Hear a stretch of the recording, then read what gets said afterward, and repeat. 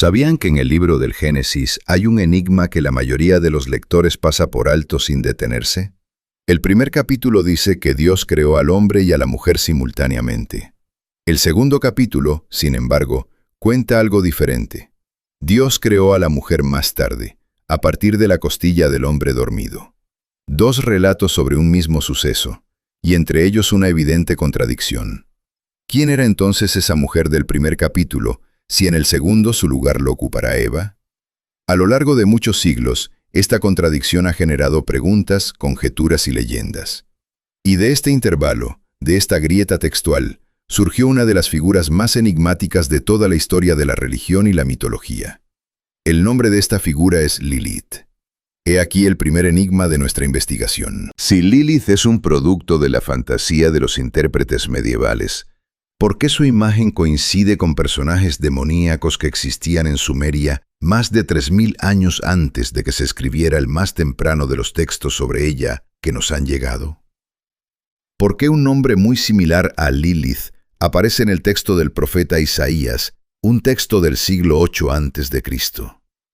¿Y por qué se encontraron conjuros protectores contra ella en objetos domésticos utilizados por gente completamente común en Mesopotamia hace 1500 años? Y he aquí el segundo enigma, quizás aún más intrigante. En los últimos 2 siglos, la imagen de Lilith ha sufrido una transformación radical.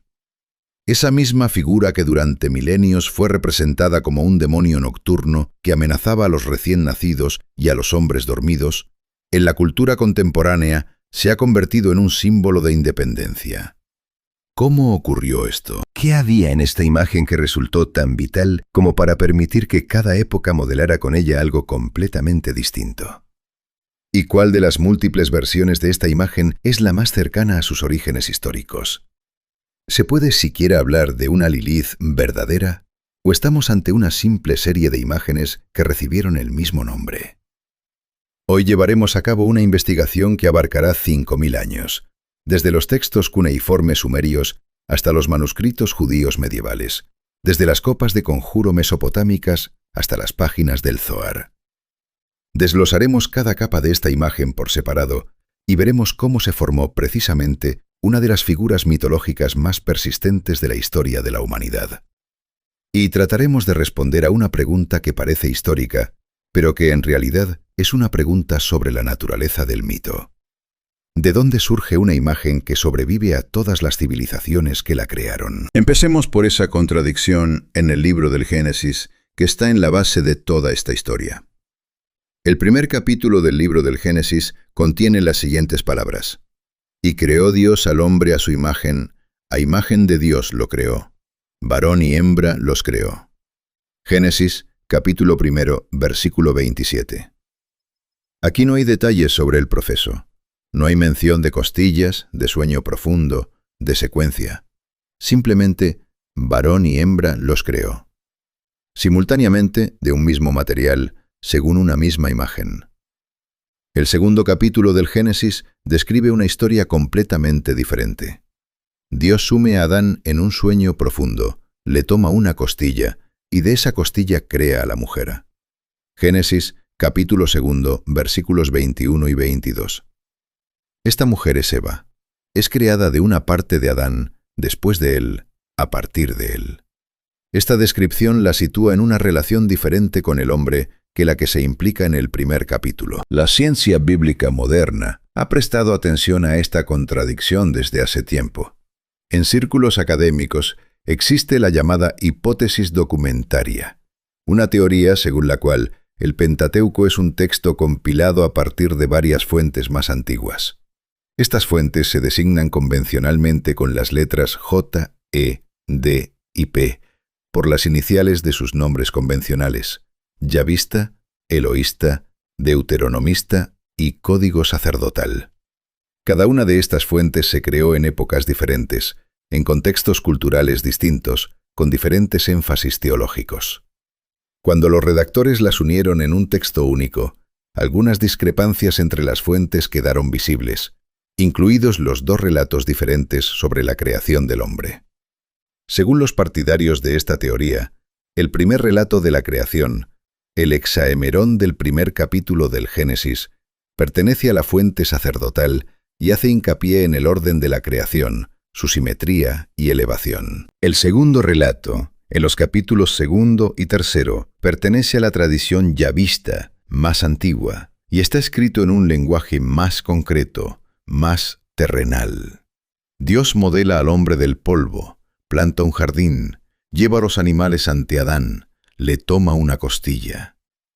Estos dos relatos reflejan diferentes énfasis teológicos y, posiblemente, diferentes tradiciones culturales existentes dentro de la religión judía única. La hipótesis documentaria explica el origen técnico de esta contradicción, pero no crea a Lilith. Lilith aparece de otra manera. Nace del espacio entre dos textos, de la pregunta que los lectores se han hecho a lo largo de los siglos. Si en el primer capítulo la mujer y el hombre fueron creados simultáneamente y de un mismo material, y en el segundo capítulo la mujer fue creada más tarde y de una parte del hombre, ¿son mujeres diferentes? ¿Quién fue la primera? ¿Y dónde está ahora? Fue precisamente esta pregunta la que abrió el espacio para la leyenda. La grieta textual se convirtió no solo en un problema hermenéutico, sino en un punto de entrada para una creación mítica milenaria.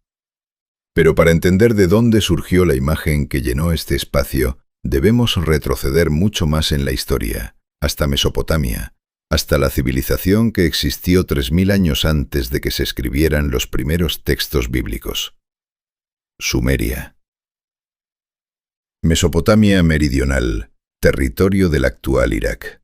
Aproximadamente el quinto o cuarto milenio antes de nuestra era.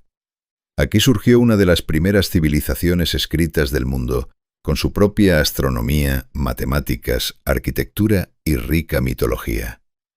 Es precisamente aquí, en la tradición cultural sumeria, donde los investigadores rastrean las raíces más tempranas de la imagen que posteriormente se convertiría en Lilith.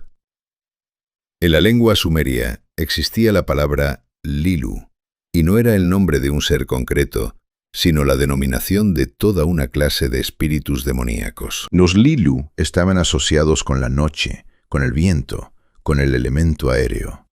Se creía que causaban enfermedades, enviaban pesadillas nocturnas, dañaban a mujeres embarazadas y recién nacidos.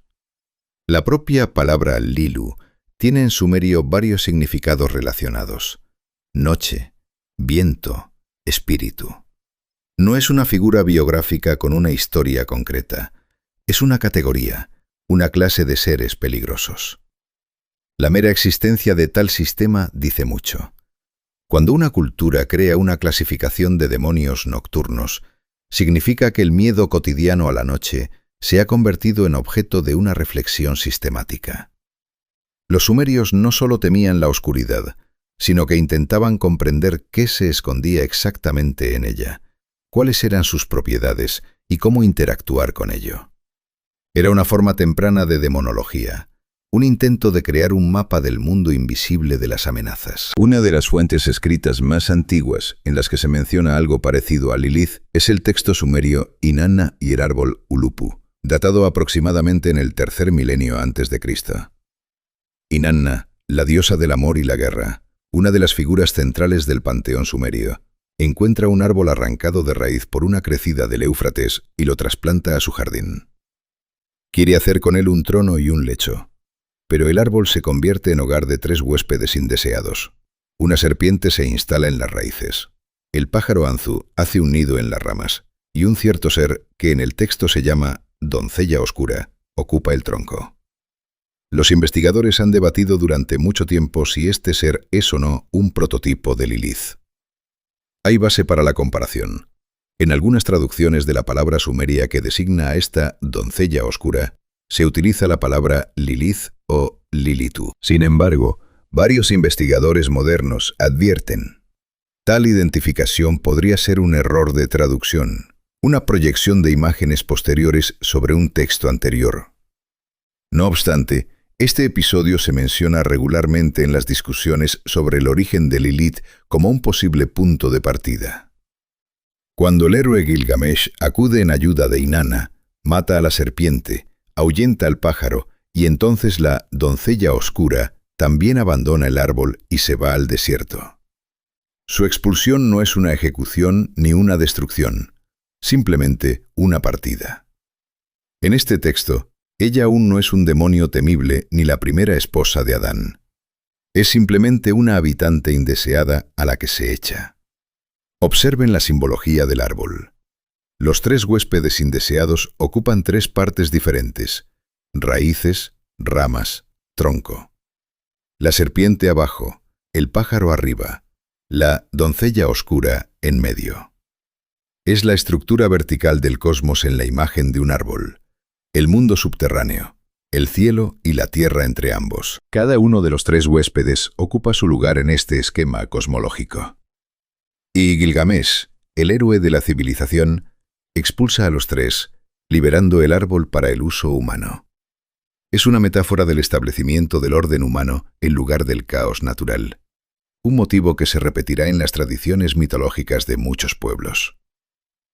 La tradición sumeria pasó a los acadios, que heredaron gran parte de la cultura y mitología sumerias, incluida su demonología. Los textos acadios contienen menciones a seres de la clase Lilitu, espíritus de la noche y el viento, a los que se temía y contra los que se formulaban protecciones. Esta transición de la cultura sumeria a la acadia muestra por sí misma el mecanismo que funcionará a lo largo de toda la historia de la imagen. Las imágenes de demonios pasan de una civilización a otra, integrándose en nuevos sistemas culturales y adquiriendo nuevos rasgos, pero conservando elementos clave de su identidad. Desde Mesopotamia, esta imagen se extendió gradualmente a otras tradiciones culturales del cercano Oriente a través de vínculos comerciales, contactos diplomáticos y migraciones de pueblos. Y es aquí donde entrará en contacto con la tradición religiosa judía. Pero este contacto será cauteloso y ambiguo.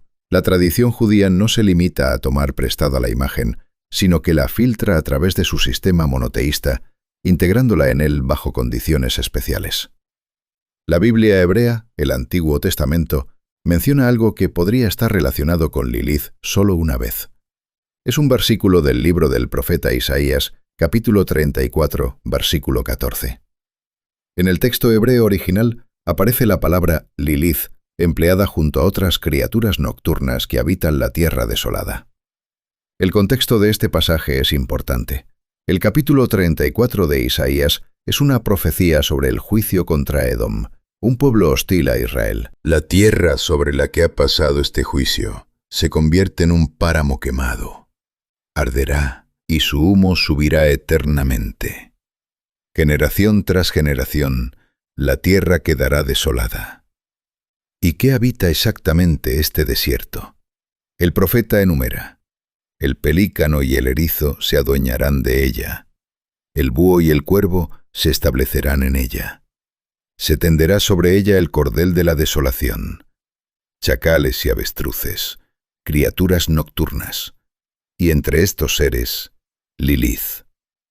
Es una imagen de la desolación a través de sus habitantes concretos. El principio aquí es el mismo que en cualquier descripción paisajística de la poesía antigua. La destrucción del mundo humano significa el regreso de seres salvajes, nocturnos, peligrosos. El desierto no es solo la ausencia de personas. Es un espacio donde gobierna algo distinto, hostil y oscuro.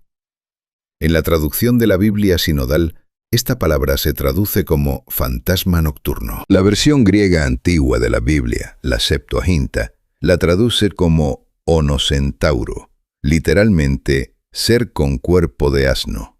La Vulgata latina la traduce como lamia, nombre de un demonio griego. En varias traducciones modernas, la palabra se translitera directamente Lilith, sin traducción.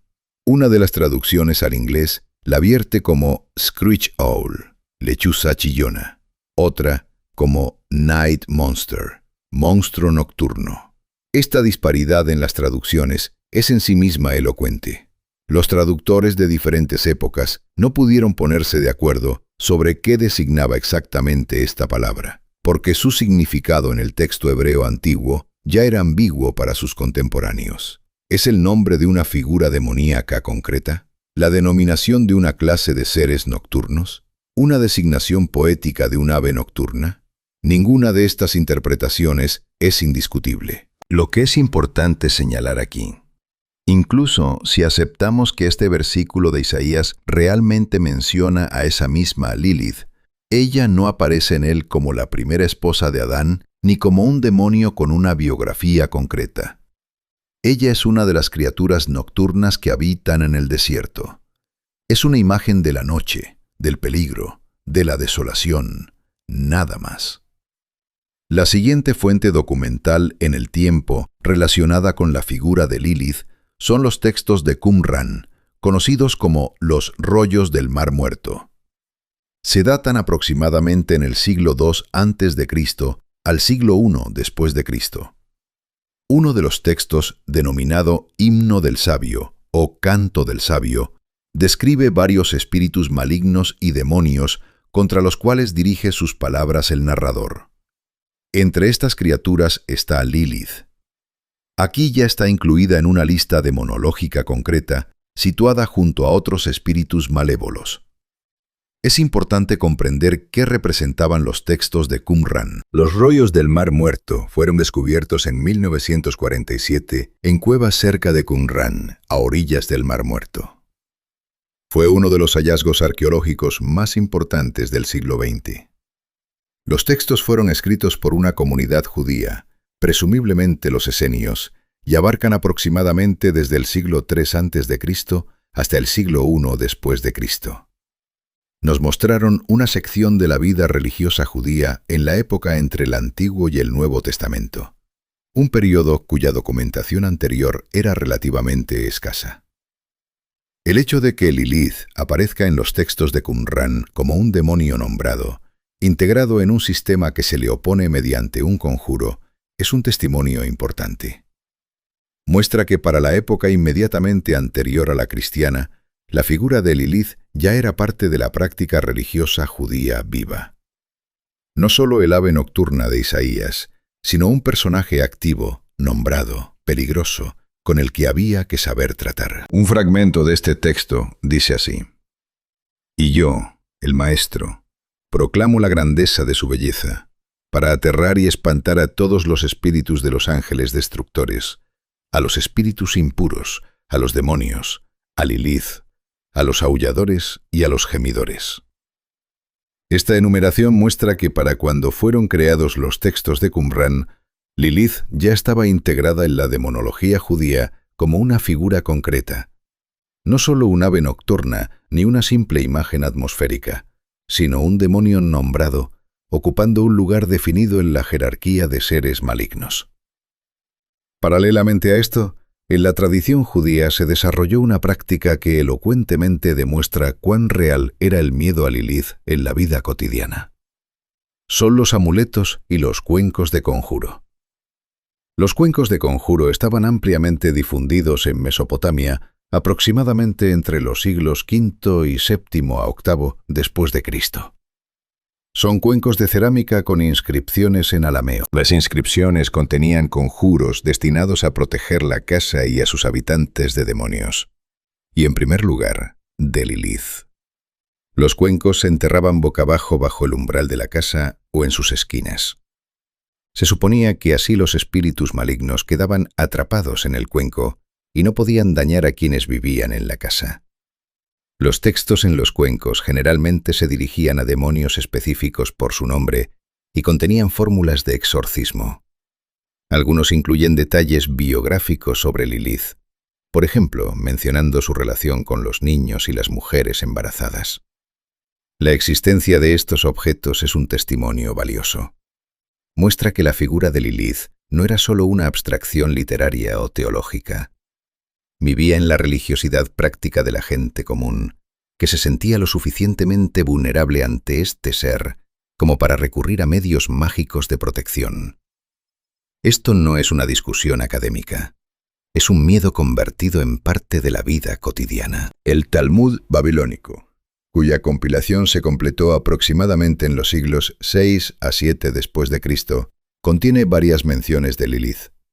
Están dispersas en diferentes tratados y no forman una narrativa única y coherente, pero juntas componen una imagen bastante clara. En el Tratado Shabbat 151b se dice: «Está prohibido que un hombre duerma solo en una casa, de lo contrario Lilith se apoderará de él».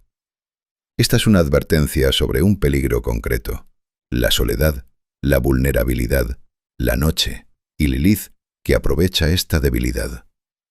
En el Tratado Nida 24b, Lilith se describe como un ser femenino con alas.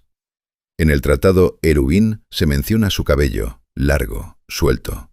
Esta imagen, una mujer alada con el cabello largo y suelto, se convertirá en un patrón iconográfico estable en la tradición posterior. Es importante comprender lo que hay detrás de estas breves menciones. El Talmud no es una colección literaria ni un tratado teológico en el sentido moderno. Es ante todo un documento legal y narrativo que registra las discusiones y decisiones de las academias rabínicas. Cuando Lilith aparece en el Talmud, significa que los rabinos consideraron necesario registrar recomendaciones prácticas relacionadas con la amenaza que ella representa. No es un elemento decorativo, es una instrucción pastoral real para personas reales. Las menciones talmúdicas son importantes porque muestran: la figura de Lilith no era una superstición marginal. Estaba presente en el corpus autoritativo de la literatura legal y religiosa judía. Esto no significa que Lilith fuera percibida como un personaje teológico central, pero era un elemento lo suficientemente real en la imaginación religiosa como para llegar a las páginas del Talmud. ¿Qué hace exactamente Lilith en las fuentes talmúdicas? Ante todo, amenaza a los hombres que duermen solos y es peligrosa para los recién nacidos. Estas son sus dos principales categorías de acción. Ambas están relacionadas con la vulnerabilidad. El que duerme está indefenso, el recién nacido está indefenso. Lilith es percibida como una fuerza que actúa donde el hombre carece de protección habitual. Esta delimitación de situaciones vulnerables y protegidas tiene un significado práctico. Indicaba a la gente cuándo precisamente debía ser especialmente cuidadosa. No te acuestes a dormir solo en una casa vacía. Protege al recién nacido con un amuleto. Pronuncia la oración correspondiente antes de dormir. La demonología en este caso funcionaba no como una teología abstracta, sino como una guía práctica para la gestión del riesgo. Lilith era nombrada, se describían sus métodos, y así se creaba la ilusión de control sobre las desgracias impredecibles. Aquí es buen momento para detenernos y hacer una pausa en medio de nuestra investigación para sacar una conclusión intermedia y observar el panorama general. Entonces, ¿qué tenemos hacia el cambio del primer milenio después de Cristo? La figura de Lilith se construyó sobre varias capas que se superpusieron a lo largo de milenios. La primera capa, Sumeria, la clase de demonios nocturnos Lilu, relacionados con la noche, el viento y las enfermedades. La segunda capa, la mención solitaria en el texto de Isaías que varios intérpretes leyeron de manera diferente, como nombre propio, como nombre de una clase de seres, como imagen poética, como nombre de un ave. La tercera capa, los textos de Qumran, donde ya figura en una lista de demonios nombrados. La cuarta capa, la demonología práctica, cuencos de conjuro, amuletos, talismanes domésticos. La quinta capa, las menciones talmúdicas que la integraron en el corpus autoritativo de la literatura judía. Nótese algo fundamental.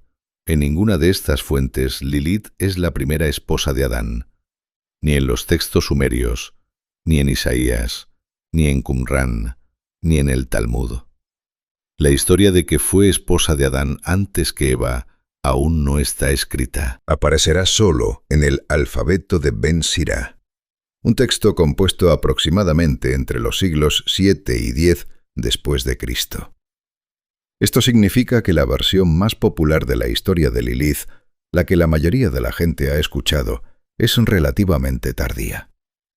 Es miles de años más joven que la figura de la cual surgió. Pero volvamos a los cuencos de conjuro, este fenómeno que merece una consideración más detallada. Cientos de estos cuencos han sido encontrados en excavaciones arqueológicas en el territorio del actual Irak, Irán y Siria. La mayoría data aproximadamente del período entre los siglos V y VIII después de Cristo. Proceden de contextos muy diversos, de ruinas de casas, de tumbas, de vertederos. Se encuentran donde vivía la gente común. Las inscripciones en los cuencos se hacían en arameo, la lengua hablada de las comunidades judías y otras del Medio Oriente de esa época.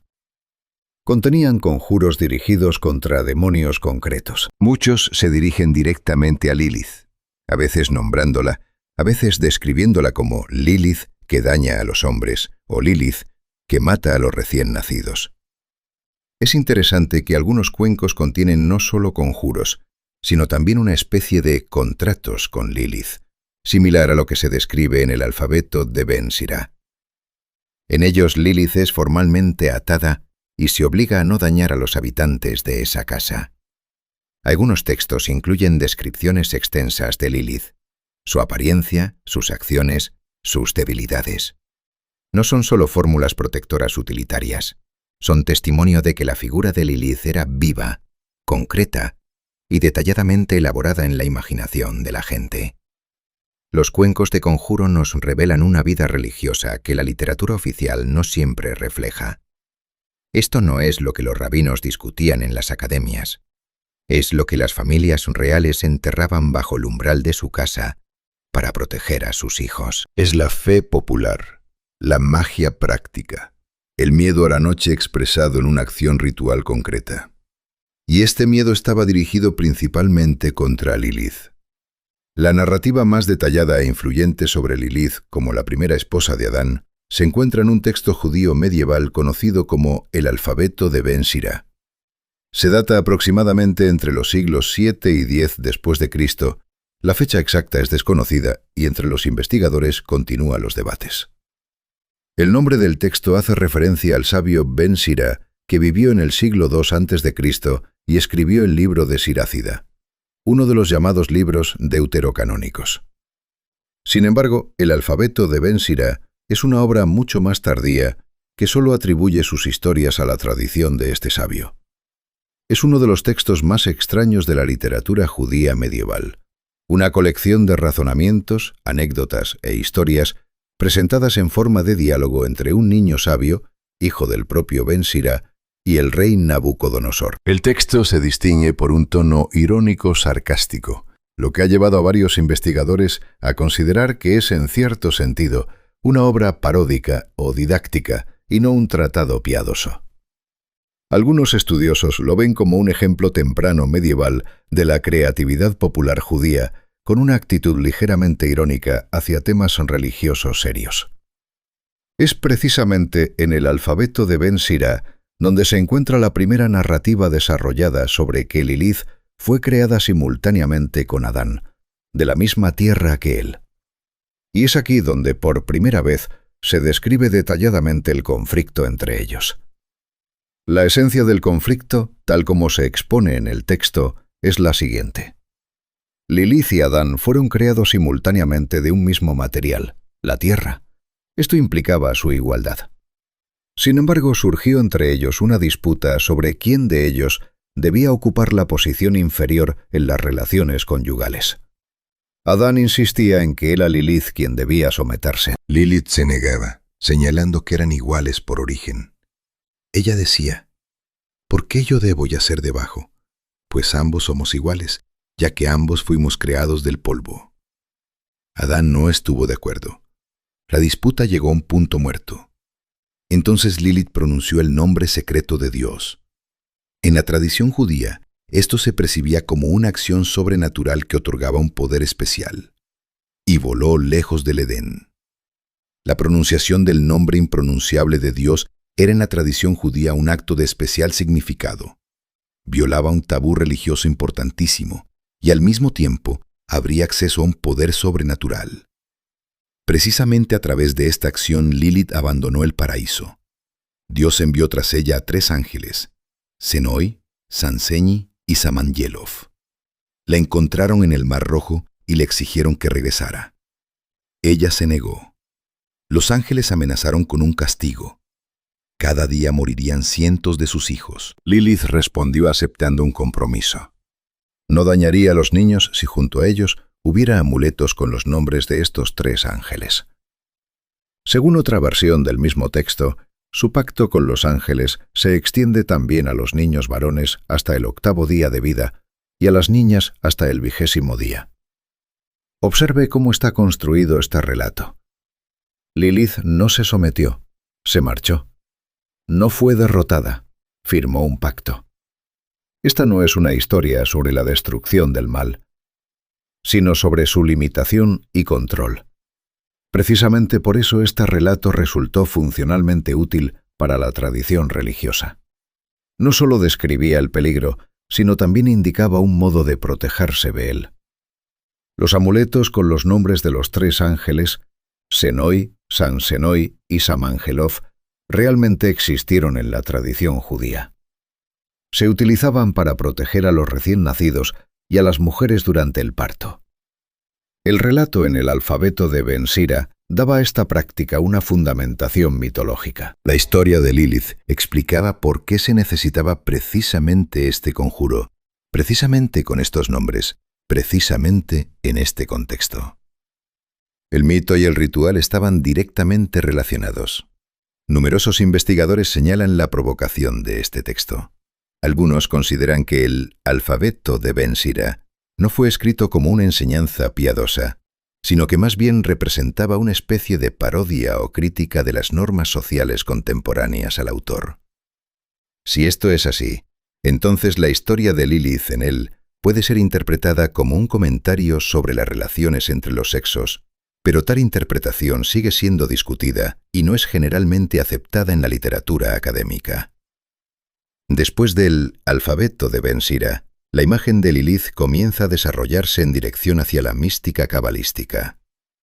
La Kabbalah, sistema de misticismo judío, desarrollado activamente durante la Edad Media, creó para Lilith un nuevo lugar en el cosmos espiritual. El texto cabalístico más importante, el Zohar, escrito en España en el siglo XIII y tradicionalmente atribuido al sabio Shimon Bar Yochai, aunque la mayoría de investigadores modernos creen que fue compuesto por el místico español Moisés de León, menciona repetidamente a Lilith y le da a su imagen una dimensión completamente nueva.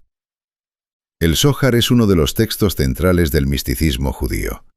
En él se desarrolla un sistema complejo para entender Dios, el universo y el hombre mediante la concepción de las Sefirot, 10 vasijas o atributos de Dios, con los cuales se construye el mundo espiritual.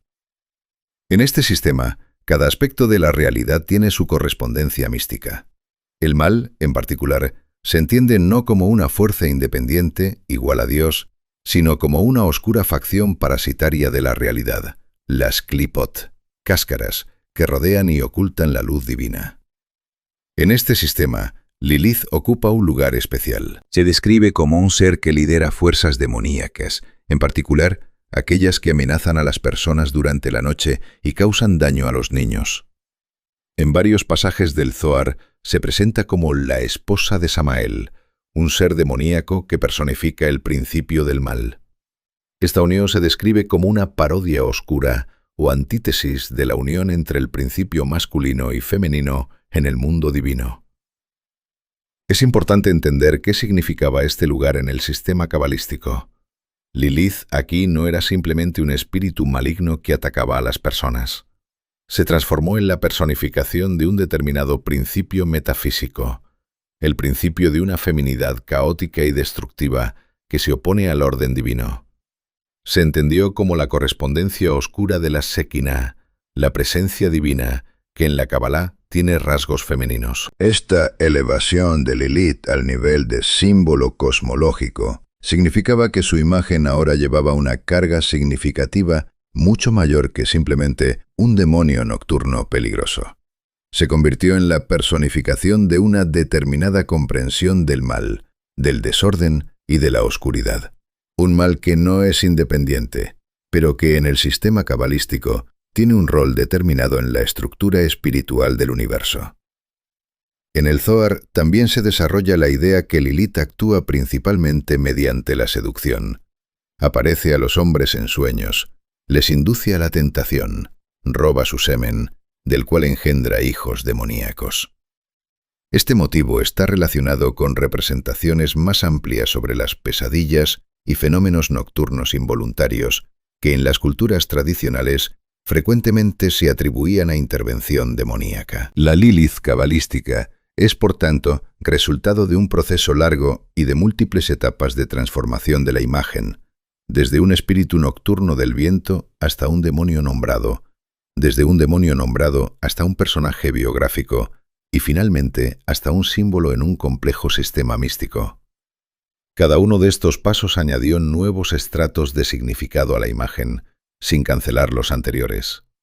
Especial atención merece la relación de Lilith con la imagen del búho en diversas tradiciones culturales. El nombre Lilith, o más precisamente sus posibles raíces etimológicas, frecuentemente se vincula con la noche y con imágenes de aves nocturnas. El hebreo antiguo, Laila, significa noche. La raíz Lil está presente en una palabra sumeria que designa un demonio nocturno. Esta conexión etimológica, aunque ambigua, atraviesa toda la historia de la imagen. En la traducción rusa sinodal de la Biblia, el pasaje de Isaías donde aparece la palabra Lilith se traduce como fantasma nocturno. En algunas traducciones inglesas como Screech Owl, es decir, búho chillón o lechuza. La Vulgata latina utiliza la palabra Lamia, nombre griego de un demonio nocturno que también se asociaba con el robo de niños. Esto muestra que la conexión Lilith, ave nocturna, demonio nocturno, existía en diferentes lenguas y tradiciones como un núcleo semántico estable. Los búhos en muchas culturas del Medio Oriente eran considerados aves ominosas. Su estilo de vida nocturno, su mirada inmóvil, su capacidad de ver en la oscuridad, su chillido en la noche, todo esto hacía de ellos símbolos naturales de lo oscuro y lo sobrenatural. Un búho chillando en la noche se percibía como un signo de muerte próxima o como un ser que traía un mensaje del mundo de los muertos. Precisamente esta asociación cultural vinculaba la imagen de Lilith con los búhos de manera orgánica y convincente. Una de las representaciones más conocidas que algunos investigadores vinculan con Lilith es el llamado relieve de Borni, un pequeño relieve de terracota del sur de Mesopotamia, datado aproximadamente en los siglos XIX a XVIII antes de nuestra era.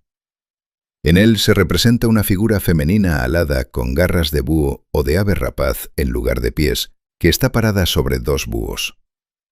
El relieve impresiona por su detalle y perfección artística. Sin embargo, la comunidad académica no ha llegado a un consenso sobre quién representa exactamente este relieve. Un grupo de investigadores creía que era Lilith. Otros identificaron la figura como la diosa Inanna o Ereshkigal, la diosa del mundo subterráneo. Otros consideran que es simplemente una divinidad local desconocida para nosotros. La discusión no está concluida, y cualquier afirmación categórica de que el relieve de Borni representa a Lilith debe ser considerada con cautela.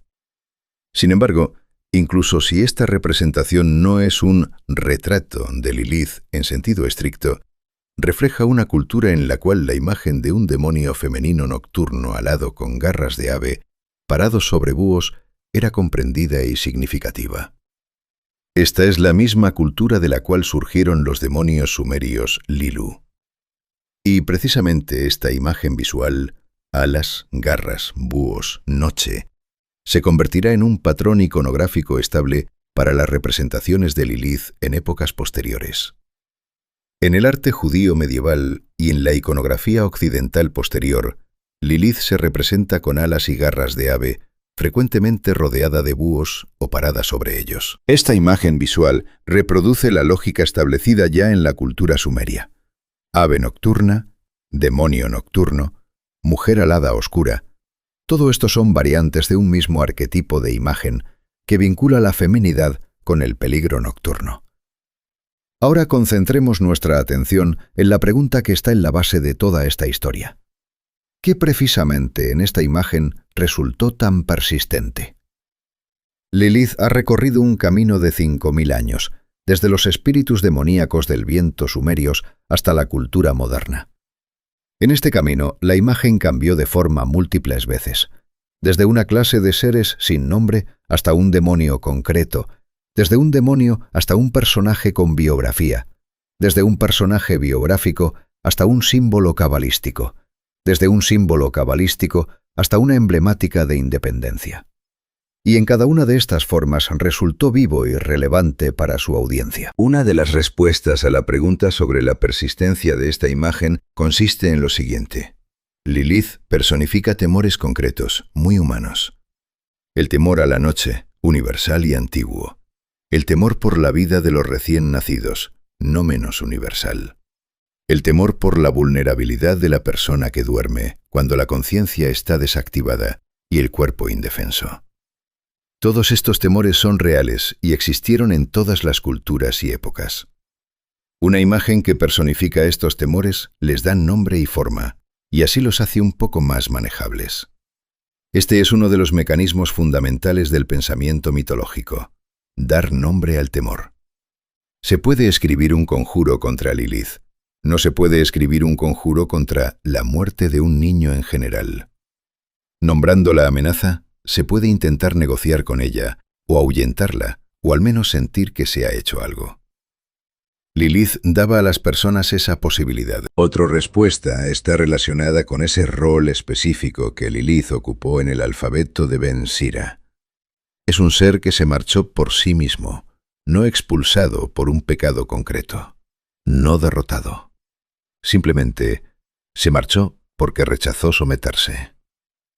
Esto le otorga una cualidad especial que no tiene la mayoría de los personajes demoníacos. Tiene motivos que pueden ser comprendidos. No es simplemente mal sin explicación. Es una respuesta a un conflicto concreto. Precisamente esta cualidad hizo de la imagen de Lilith un material conveniente para diversas reinterpretaciones. En diferentes épocas, distintas tradiciones culturales proyectaron sobre ella sus propios conflictos y ansiedades. Para los autores medievales, la amenaza a la familia y a los niños. Para los cabalistas, símbolo de fuerzas caóticas. Para la cultura moderna, imagen de independencia. La misma imagen, pero cada vez rellenada con el contenido de su época. Hay otro aspecto que explica la vitalidad de la imagen. La historia de Lilith está relacionada con una de las preguntas humanas más fundamentales: la pregunta sobre la naturaleza del mal y su origen. Si Dios creó el mundo bueno, ¿de dónde viene el mal? ¿De dónde las enfermedades, la muerte de niños, los horrores nocturnos?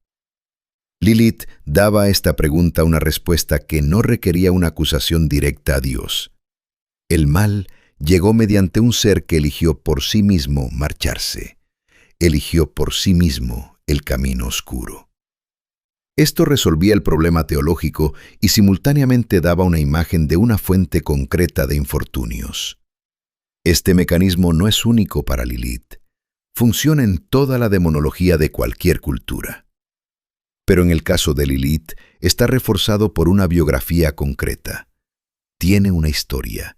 Tiene un nombre, tiene motivos. No es simplemente una fuerza oscura, es un personaje con pasado. Y precisamente esto hace a su imagen especialmente convincente y especialmente vital. En el siglo XX, principalmente en el espacio cultural occidental, la imagen de Lilith sufrió una reinterpretación radical. Algunos movimientos feministas se dirigieron a ella como símbolo de independencia y rechazo de la subordinación.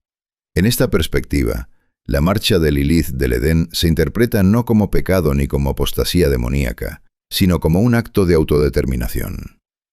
La historia sobre la primera esposa de Adán, que se marchó porque no aceptó relaciones desiguales, se convertía en esta lectura en una historia sobre el derecho a la dignidad. Esta reinterpretación adquirió amplia difusión cultural en las últimas décadas del siglo XX. Lilith comenzó a aparecer en literatura, música, arte visual, pero ya no como amenaza, sino como imagen de fuerza. En 1997, en Estados Unidos, comenzó el festival musical Lilith Fair, que reunía a mujeres artistas. El nombre mismo fue elegido intencionadamente. Lilith como símbolo de independencia femenina y solidaridad. En diversas corrientes de espiritualidad moderna y neopaganismo, Lilith también está presente como figura asociada con el poder femenino y la liberación. El nombre Lilith, como nombre personal femenino, aparece en países occidentales precisamente en este periodo, lo cual es indicativo por sí mismo. En culturas donde durante muchos siglos este nombre se asociaba con un demonio, los padres comenzaron a darle este nombre a sus hijas.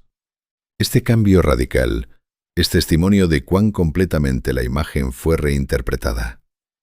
Los investigadores que analizan esta interpretación contemporánea señalan que se basa en elementos reales de la versión medieval de la historia. Lilith realmente se fue por su propia voluntad, realmente alegó la igualdad de su origen. Pero al mismo tiempo, la reinterpretación contemporánea cambia por completo los énfasis presentes en el texto original. El alfabeto de Ben Sira percibía la partida de Lilith como una apostasía y una fuente del mal. Precisamente por eso se convierte en un demonio que mata niños. La lectura contemporánea ve en esa misma partida una liberación y completamente ignora la parte demonológica de la historia. Esto no significa que la lectura contemporánea sea incorrecta en algún sentido absoluto. Significa que es una interpretación, de la misma manera en que lo fue cada una de las versiones anteriores de la figura. Los sumerios interpretaron los peligros nocturnos a través de la figura del Lilú. Los autores medievales interpretaron la contradicción bíblica a través de la figura de la primera esposa rebelde. Los cabalistas interpretaron la naturaleza del mal a través de la figura de Lilith como Clipa. La cultura contemporánea interpreta cuestiones de poder y género a través de la figura de Lilith la rebelde. Cada una de estas lecturas fue real para su audiencia. Ninguna de ellas es neutral o ahistórica, y todas juntas constituyen esa larga historia de la figura que hemos rastreado en nuestra investigación. Entonces, ¿qué se puede decir sobre los orígenes de Lilith, si esa es la pregunta de nuestra investigación? En primer lugar, la figura que hoy llamamos Lilith es compuesta. Se fue ensamblando a lo largo de milenios a partir de distintas fuentes culturales. La tradición sumeria aportó la clase de demonios nocturnos con un nombre similar a Lilith. La única mención en el texto de Isaías dio base para incluir este nombre en la tradición hebrea. Los textos de Qumran la incluyeron en una lista demonológica. El Talmud la introdujo en el corpus autoritativo de la literatura religiosa judía. El alfabeto de Ben Sira creó su biografía. La Cábala la integró en un sistema cosmológico. En segundo lugar, en cada etapa de este camino, la figura cambió, no por casualidad, sino de acuerdo con las necesidades culturales de la audiencia para la cual se creaba.